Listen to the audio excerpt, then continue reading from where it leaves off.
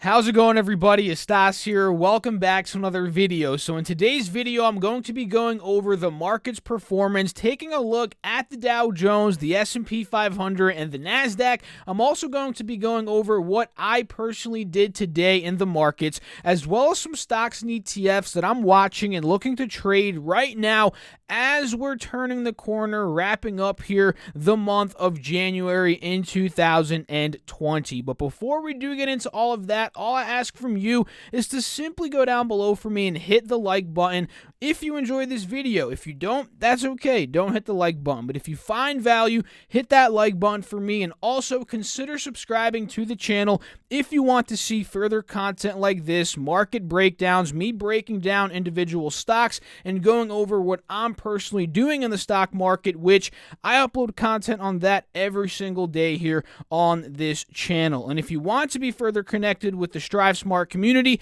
take a look at the free Discord and the Facebook group linked down below in the description box. So enough of that. Let's jump right into it. Let's talk about what happened today in these markets, and then we'll get into what I did and some other stocks that I'm watching right now. So today, the S&P 500 ended up closing down $8.83, down 0.27%. And we're seeing that pullback, guys. We're seeing the start of the pullback, at least, that we've been talking about here on the channel over the past couple of days. And why were we talking about that? Well, simply put, the S&P was overextended. It was overbought, at least based on the technicals that I am looking at here, right? Very overextended, above the moving averages. We haven't had a pretty significant pull down of 1%, 0.5% in the past couple of days. And the RSI was also extremely overbought, touching the 80 level, which you guys know anything close to 70 and especially above 70 in terms of the relative strength index,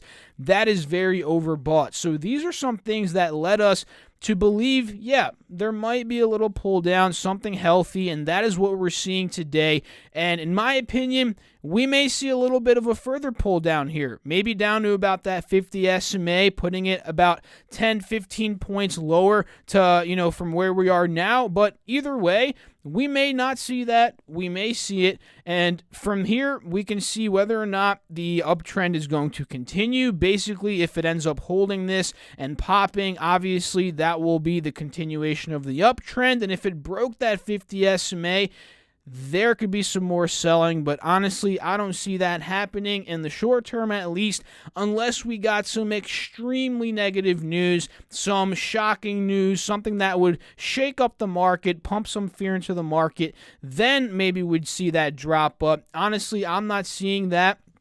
But a lot of the time with negative news, it does come out of the blue, and who knows, that could happen any day here. So if we go over to the Dow Jones, we can see a bigger pull down took place today, down 0.52%, a bigger pull down compared to the S&P at least. And this one ended up going down $152.06 on the day. And on the hourly chart, it seems like based on the technicals and the candlesticks, the Dow Jones is already holding that 50 SMA heading into the close in today's session, which is a really good sign for the bulls, right? Because the bulls out there, they obviously want the Dow to hold this and rally back up. And based on the future action here, aftermarket action, the Dow is actually up a minuscule $5, but nonetheless, it's up. And if this continues into the pre-market session, let's say it's up 0.1%, then most likely that would be solidifying the bounce there on that hourly 50 SMA for the Dow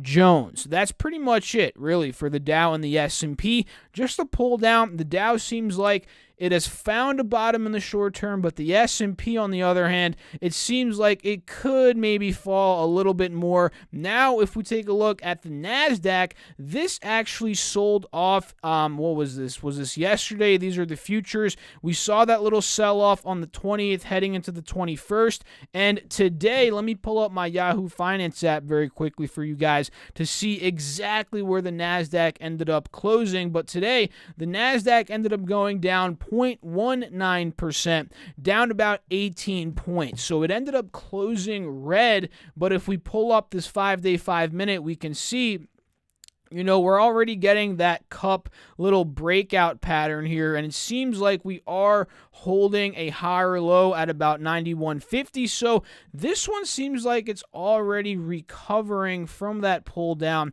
that we saw today. And honestly, what I'm thinking is for this to completely continue up, in my opinion, we need to see the break out of that little downtrend that I drew for you guys on the 5-day, 5-minute.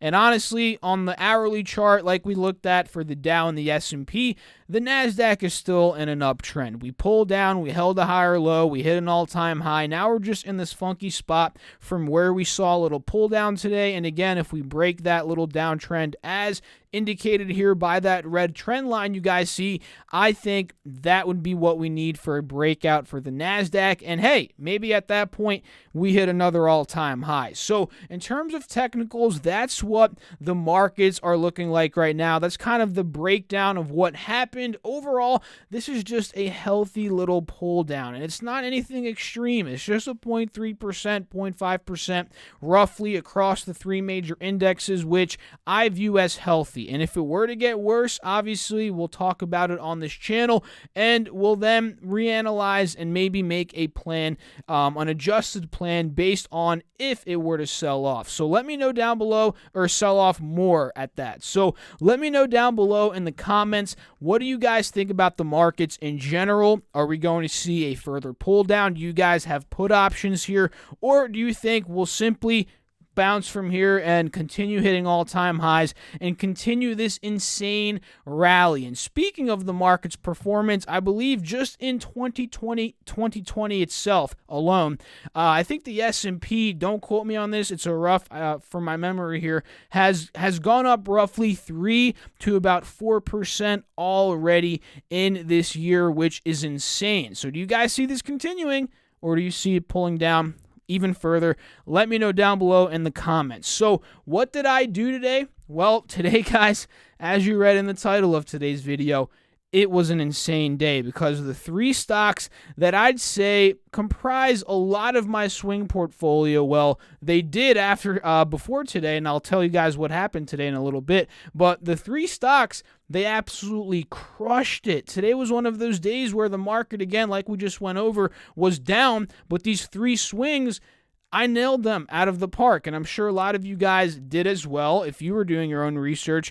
Obviously, never trading on my opinion, but if you found research or found value and did research and bought these stocks as well, you did very well as well. So let's talk about these stocks. The first one, you guessed it, guys, is Tesla, ticker symbol TSLA. This stock went up 36%, or not percent, that would be insane. $36.70 today. It went up 7.19%. Just incredible. Over the weekend, this proved to be a consolidation spot for Tesla, and obviously it was because we hit a higher high today. We continued the uptrend, it seems like, after hours, and after hours, actually, we hit $555. So before we even break down the technicals and what I did, why did Tesla run up today? Well, Tesla ran up today because New Street Research raised its price target from $530 to $800. That's kind of what the Tesla news line is for today on Tuesday. The 21st is the 21st. Let me just double check. Yes, the 21st of January, and that is really what pushed this stock up 7%. So what did I personally do, guys? Honestly, I sold out. I believe it was at $542. $542. So I actually didn't get this rally, obviously. Well, the thing is, I didn't sell all my shares, but I sold a majority, and those shares obviously didn't catch this rally that went from 542 up to 555. But the fact that I held some shares, held a little bit of the position for the potential upside, those remaining shares have seen this rally continuation, obviously. But the shares that I sold, if you guys recall, a couple days ago, might have been not this past Friday, but the Friday before that, that's where I started buying into Tesla. I bought in at about $480, and that's where I ended up holding through. I held through this rally and the dump off. I held through, did not buy more. I'll be honest, guys, I did not buy more, but ended up selling off again at about 540 today just to lock in the profits. Am I saying that Tesla is going to dump here? Is that why I'm selling out? No. Guys, you have to realize I'm up 12%, or I was on those shares that I sold in the matter of 8 to 9 days. 12%. Some people see a 12% return in a year as an amazing return, and it is, quite frankly. And the fact that I got that in 4 days, 5 days, or not even 5 days, like 10 days, that is incredible, and I just wanted to lock that in the majority of the shares, right? And I still have shares again on the table, and for me to get into Tesla now, again, I need to see some sort of pull down because we're getting to that overbought territory just with this insane rally. Sure, I can see it rallying up maybe to 570, 575, which again is why I have some shares here remaining. And from there, that's where I'd definitely lock in and then probably hold out to see if it ends up pulling down. So that is what I did today with Tesla and kind of why Tesla ran up. The next stock is Uber. This is one that I sold out a majority of my position again today. And if you guys remember yesterday, in yesterday's video, I was talking about Uber and how I initially wanted to sell out at 36, but I revised my plan and said 38 is where I want to take a majority of my profits. And I wasn't expecting it to get there this quick, but you guys can see today Uber was up $2.47, up 7.03%. And this is mainly because, like I said, they went up 7% because the company said it sold its Eats business in India to competitor Zomato, an Indian restaurant aggregator and food delivery startup. The sale gives Uber a 9.99% stake in the business. And another catalyst here from today was Uber was also named Morgan Stanley's, which is a big bank, credited bank, right? Morgan Stanley's top tech stock pick for 2020, and the firm said Uber stock can rally 60% in the year of 2020. So Uber exploded, right? Sometimes when you're in swings, guys, these type of events can benefit you like it did today for me with Uber and Tesla. But the thing is, I try and remain humble because I know it can go against me, right? It could go against me as well. Just as easily as these two strong catalysts came out that made me a pretty nice chunk of money today, if I'm honest with you guys, just as easily as these positive things came out, two negative things could come out where I could have been down 7% on Uber today, where I might have had to cut losses, or 10% down on Tesla, who knows, right? So it's always good to remain humble, understand, have a straight head when you're trading, and don't get too full of yourself if it makes sense, right? If you're making some amazing wins day after day after day, if you're on a win streak, right? You have to always just keep a level head, guys, and that's kind of why I like locking in profits. And sure, if I was maybe not level-headed, right, if I was somebody that was extremely greedy, I would not have locked profits today, or a lot of profits here on Uber. And I do have some shares remaining, I'll be honest, guys, because overall, I'm still bullish on Uber. But now that we're at that resistance at around $38, and we're overbought on the 4-hour chart, that's kind of another reason why I wanted to sell out a lot here. And honestly, at this point, I'm looking to build a majority of the position or a new fresh position if it breaks 38 and if it maintains that level. And who knows if that's going to happen before their earnings report, which is on the 6th. So these are all things that kind of, really led to me making this decision today of locking out of Uber. And sure, that Morgan Stanley thing, the 60% upside piece of news that came out today is huge, and I think this could really just push the stock up even further over the next couple of months. And what is that noise? You guys hear that? Sounds like there's a huge helicopter like right outside of my house. Anyway, if you guys don't hear that, you probably think I'm crazy. But either way, Uber insane today, guys. And the next thing that I did, well, I didn't really do anything with this stock. Well, I kind of did, but we'll talk about it here, is Beyond Meat. And what I did with Beyond Meat is I just set a, what's it called? An OCO bracket order. A one cancels the other order. Did not lock any profits here, but I just put up an OCO order to kind of protect my downside here.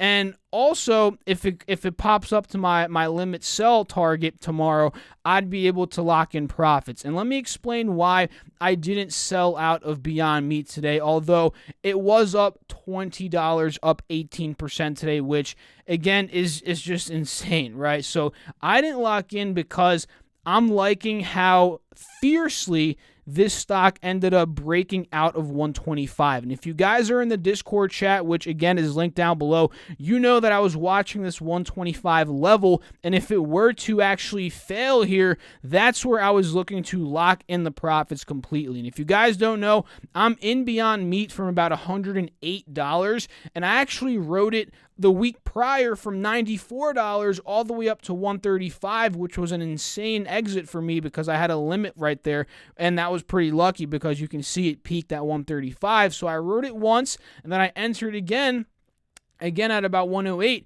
and now I'm looking to exit. But the fact that it did not get rejected at $125, and the fact that we popped out of there, that kind of led me to just hold on to my shares. And the fact that it's still rallying after market here, that just reassures kind of what my decision was today, at least for me inside my own head, right? So that, now for me, I'm looking to get out honestly close to the 135 level. That's where we peaked out a couple days ago. If you guys see here, 135.23, and honestly, there's even more room above that, up to about 142 to about $145. And why did Beyond Meat rally so much? Well, we got some incredible news that Starbucks is looking to introduce a plant-based menu, and this is crazy because Starbucks, they have, I don't know if they have more locations now than McDonald's, but they have a lot of locations, let's put it that way. And if they start testing it in certain locations, then expanding, and then people start to catch on to it, kind of like what's happening now with Beyond Meat in Canada, where they initially tested their PLT, plant lettuce and tomato, in 28 locations. Now they're expanding it in 52, and who knows, if they expand it again, that would be even better for Beyond Meat. So if they start to do this with Starbucks, that's going to be huge, and especially if they ink the McDonald's deal with Canada, and they start distributing that to other locations, that's just going to be crazy. Not with Canada, but with other locations in Canada, then maybe if they spread to the U.S., etc., that's just going to be incredible. So I think Beyond Meat has a lot going for it, and I truly think it's going to go higher. That's just my personal opinion, my gut, and I'm just following that. My gut, again, I'm protected here with an OCO bracket order heading into tomorrow, and that's where I'm just looking to lock in gains. So overall, guys, those are the three major stocks that I'm involved with right now. Locked in a huge gain on Uber, pretty solid gain there on Tesla and Beyond. I'm looking to lock this in soon. I don't even think I told you guys where I got out on Uber. I kind of just swayed away from that, but I think I got out roughly at about 37.50 in that nice chunk that I ended up selling out today. And I was getting in, if you guys recall, over the past couple of trading days. Average cost is around this 35 to 34-ish level. So overall, on my shares, I made a nice 8% gain. And again, this is what people make in a year, guys. You have to realize this.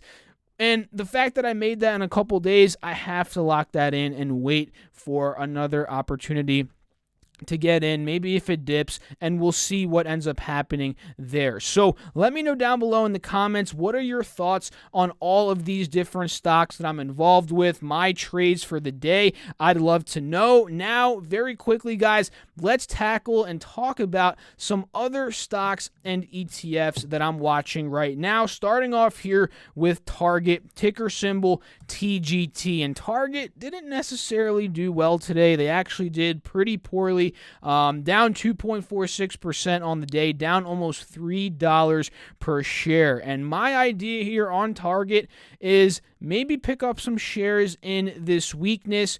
If it ends up holding 114 to 115, this general area of support where it used to be a resistance. We talked about this over the past couple of days. And Target now, the tricky thing is they're obviously selling off for a reason, and it is a negative catalyst here. And they announced that comparable sales in the combined November-December period for this year, that holiday sale period, grew 1.4%. And compared to last year, guess what it grew, guys? 5.7%. So that's quite the drop-off in the holiday season growth there in terms of, what is it? I'm thinking it's sales. It's not net income. It's sales. And that's negative for a company like Target, right? And that is why, obviously, the stock has sold off from 130 to 114. So you kind of have to take that into account. Sure, will this piece of this piece of news, this catalyst, will it blow over? Maybe in the next couple of weeks, but yeah, I'm thinking 114 if it holds. This could be a short-term play, especially if that catalyst, obviously it's a heavy catalyst, guys. That's not something that a company can shake off in a couple of days. But if it shakes it off, investors start buying this dip. You see some price action, some volume kicking in. This could definitely, a price action to the upside. This could definitely be a nice entry. So I'm watching it.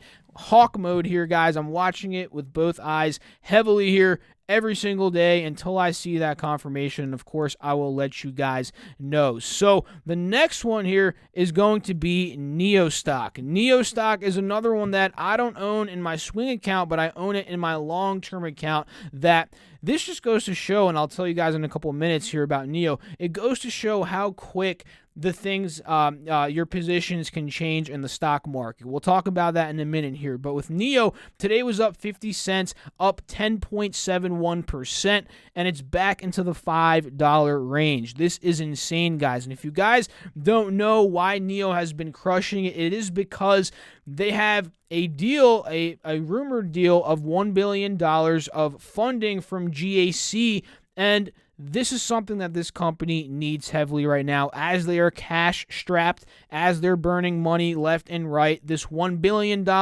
will obviously fund their operation for however much longer, right? It'll keep them alive, and that is what this business needs. So nonetheless, this has not been confirmed quite yet, but just from the rumor, this stock has gone from, let's take a look on the 20-day chart. You can see it's gone from 320 back on the 8th of January up to about 520 on the 21st of January. So that is ridiculous. And talking about how things can change so quickly, guys, with this stock in particular, it's crazy. 2-3 months ago, I was down, I think, 50 to 60% on my position. And mind you, this is a spec stock in my account. I don't have really a lot of money at all in this stock compared to my whole account, right? My long-term account. But I do like having positions that have a ton of upside and that I'm willing to lose all my money in because they're in risk of bankruptcy due to them being a speculative company, right? And that's kind of how NIO was for me. And I started buying in at about $5, and I was down 50-60% on my position. I'll be honest. And in the $2 range, I started buying a little bit more, started buying more on the upswing. And now, from being down 50%, 60% a couple months ago, now I'm up, I believe, last time I checked, with today's rally included, I'm up almost 40 to about 50% on this stock, which is crazy. So in the short term here, sure, NIO may pull down to $5, which happens to be the new support that we're dealing with here, right? You guys can see it. And if it pulls down to about $5, that could end up holding as a support and maybe open up an entry point on this upwards momentum to about $5.50, which would be the resistance in this case. And to be honest, I could see NIO flying way past $556 at this point due to how crazy bullish it's been just on a rumor, especially if this deal ends up going through. But the risky thing is there could be another scenario that plays out. We've seen companies do this where they run a lot on a rumor, and then when the news comes out, it's official, they sell the news. Have you guys heard that saying, buy the rumor, sell the news? That could end up happening here with NIO, where if it does confirm, if they do confirm that $1 billion deal, maybe they end up selling off. And who knows? We have to wait and see what ends up happening here. So the next stock I want to talk about is going to be Microsoft, not Microsoft, it's going to be MS, which is Morgan Stanley, and they're actually pulling down. They actually saw a pull down today of about 2.76%, and this is mostly because they got a downgrade from Citigroup to neutral from buy, and the firm actually said the stock is fairly valued and there isn't enough upside to justify a buy rating given Morgan Stanley's recent outperformance spurred by earnings. And if you guys have not seen their performance, just in the past 3 weeks alone, the stock has gone from $50 all the way up to about $58, and they killed earnings, and just in the past 3 days after their earnings, they've gone from 52 up to 57. So it's cooling off a bit, but I still see maybe some potential here on the momentum, and especially since we are holding that 50 SMA on the hourly chart here on the pull down. So this is an interesting play here. I still think there's some upside, especially since they absolutely crushed earnings. So actually, a stock that reported earnings a couple hours ago is Netflix here, ticker symbol NFLX, and their earnings came in, their Q4 earnings, EPS came in at $1.30 versus the $53 or 53 cents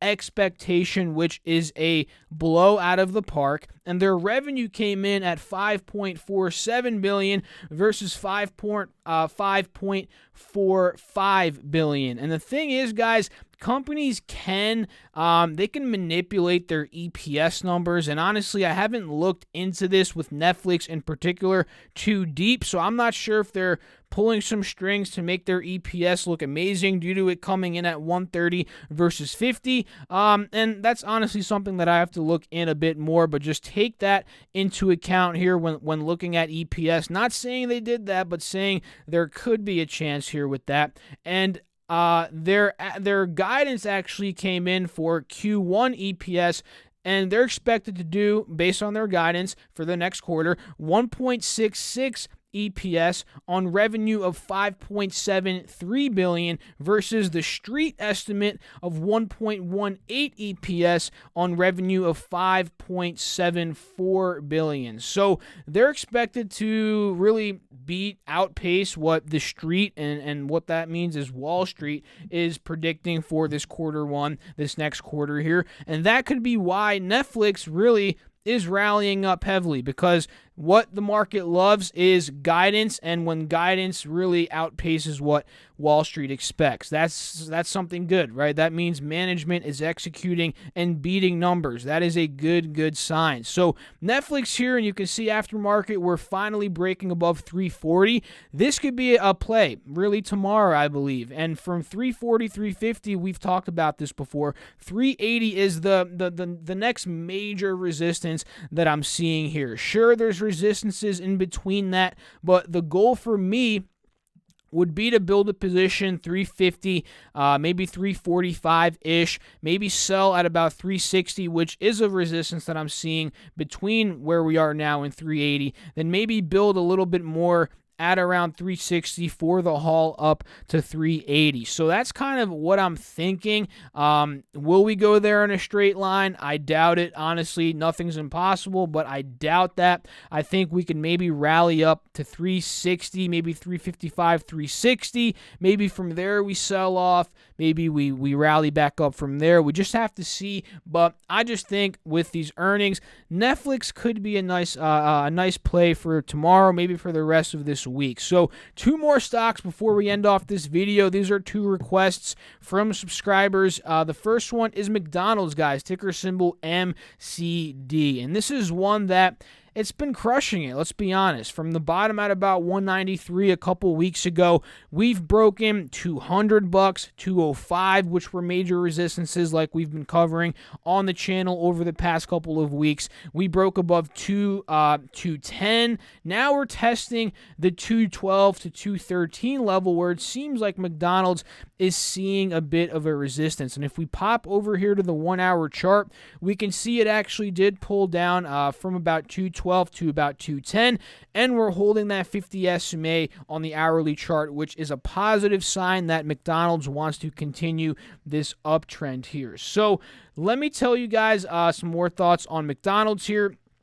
If we end up breaking this level tomorrow, that could trigger more selling, which for me to go long, that's not something I'd like to see. But if we were to rally back up, maybe test 212 pre-market, maybe we start to pop up 213 and we break that level, that would really solidify the higher low here, and that would trigger a buy for me, maybe around $212. But the fact that, yeah, we are a bit overextended here on the 4-hour chart, despite the RSI not being too overbought, that still worries me a little bit for McDonald's. I would have rather bought most of my position at 205 rather than trying to buy at around 213, but that's just me, right? So the next one, last one here, is Microsoft, ticker symbol MSFT. And to be honest, guys, Microsoft ahead of earnings here on the 29th, it is not looking like a screaming buy. Me personally, I don't really trade earnings ever, right? Long-term positions, I hold them through earnings, obviously, but my swing positions, I don't do that. So for me to buy into Microsoft right here, especially being overbought and before earnings, I personally wouldn't do it. And for me to even consider it, which, again, I never do this, I'd need to see a little dip to about 162 maybe back down to about 161 to even consider buying this dip. But the way that the market's been extremely hot, these tech stocks, guys, you've seen Microsoft, you've seen Apple, you've seen Google even, they've just been crushing it, right? You know, and it's proven that every little dip that we've seen has been a time to buy. And the fact that we aren't in a dip right now, that is why I'm not looking to buy Microsoft. And for me, being up here, we'd need to see at least a 1-2% pull down for me at least to get into it. And before earnings, I just don't know what it's going to do. So that's just too risky for me. I just see more value otherwhere, like elsewhere, like Target, Netflix, some of the other stocks we talked about. Even beyond meat, guys, I see more short-term potential right now than Microsoft, but that's just me, right? So I'm going to end off the video here. If you guys enjoyed it, simply go down below for me and hit that like button. Also, consider subscribing if you found value in this video at any point of the video. And if you guys haven't checked out Webull, I have an affiliate link down below where if you deposit $100, you actually get 2 free stocks valued up to $1,400, which is a crazy deal. So go take advantage of that. That is linked down below in the description box. I appreciate all of you guys watching, as always, taking time out of your day, especially if you stuck till the end. You guys mean a lot to me. I'll catch you all in the next video. Thanks for watching again. Peace out.